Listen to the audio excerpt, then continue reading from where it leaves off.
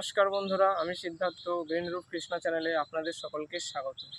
তো চলুন, আমরা এসেছি আজকে এভারেস্ট নার্সারিতে। তো পাশে আছে এই গাছটির নাম আপনারা যারা জানেন কমেন্ট অবশ্যই জানাবেন।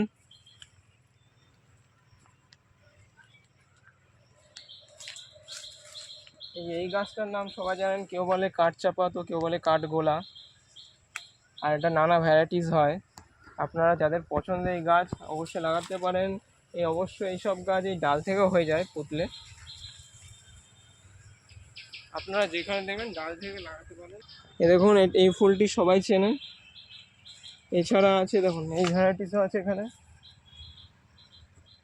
লাল আর একটু হলদে অরেঞ্জ টাইপের। এখানে আছে প্রচুর গ্রাফটিং সবেদা গাছ, চারা তৈরি হচ্ছে এভারেস্ট নার্সারিতে।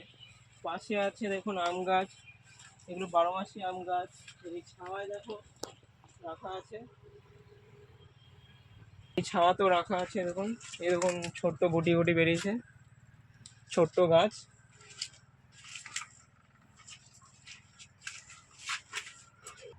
জবা গাছ, দেখুন বেগুনি জবা, এই যে বর্ষায় ফুল ফোটে এটা, এই যে।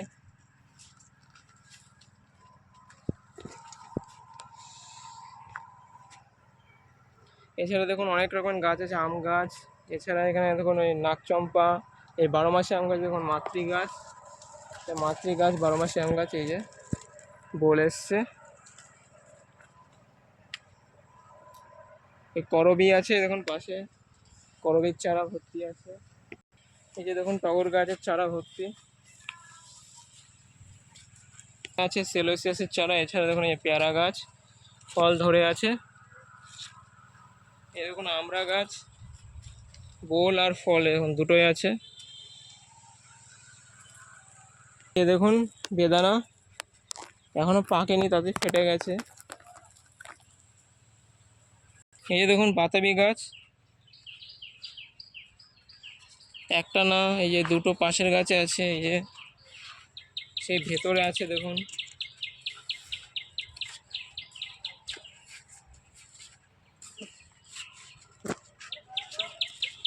এই যে দেখুন এগুলো হচ্ছে কমলা লেবু, আগেও এই ভিডিওতে দেখিয়েছি। এই দেখুন, এই যে দেখুন সবেদা ধরে আছে।